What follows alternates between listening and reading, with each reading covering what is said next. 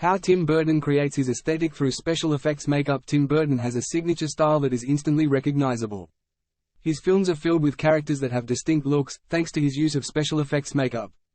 From Edward Scissorhands to the Mad Hatter, Burton's characters have become iconic and beloved by moviegoers. Early productions. Pee-wee's Big Adventure. Tim Burton's directing debut was with the 1985 Pee-wee's Big Adventure, a film that would be a financial and critical success, with critics calling the movie Mattel surrealism, a toy store fantasia in primary colors and 50s decor, and stating that whoever proposed teaming up Pee-wee with 26-year-old director Tim Burton knew what they were doing.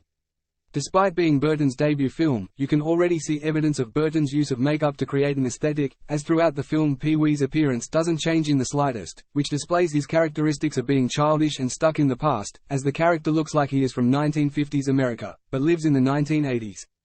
It also tells the audience that Pee-wee is very particular, and a bit peculiar, as he has to ensure that he always looks the same, despite being so unfashionable. Beetlejuice. Following Pee-wee's Big Adventure, Tim Burton declined to direct its sequel and instead directed Beetlejuice, a darker fantasy horror comedy film. This movie would play to Burton's strengths, and the darker horror theme allowed Burton to be truly creative. The film would win an Academy Award for Best Makeup, and the 1988 Saturn Awards for Best Horror Film and Best Makeup, and upon watching the movie, it is clear why. Throughout the film, makeup is used extensively to completely transform ordinary-looking people or limbs into fascinating otherworldly creatures with horrifying features. The film would be the staging ground for Burton's famous Gothic makeup, which can still be seen in his recent works, such as the Netflix hit series Wednesday. Batman. In the 1989 Batman movie, Tim Burton uses special effects makeup to great effect, primarily on the character, Joker, who had fallen into a chemical vat, survived, and subsequently required reconstructive surgery. This surgery has left the character with chalk white skin, green hair and a rictus grin. Later in the film, the Joker develops a toxin called S-Milix, which forces its victims to laugh hysterically before dying, and then donning the rictus grin as well. For the effect, special effects makeup was used rather convincingly to create this disturbing smile, as well as the chalk white skin and green hair for the Joker, who in some scenes wears a skin color makeup in an attempt to hide his garish appearance from others, but in one scene this makeup is removed by being splashed away by water, and the blend of the cosmetics further increases the believability that the Joker's skin is chalk white.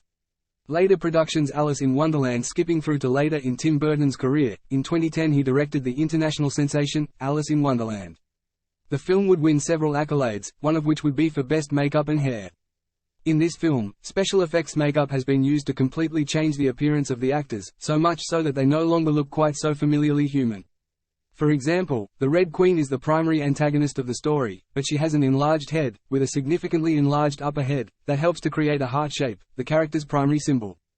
This helps to make the character easily definable and recognizable while making the character look strange compared to the other regular humans. Special effects makeup has also been applied to the Red Queen's courtiers, who all share similar deformities akin to the Red Queen's.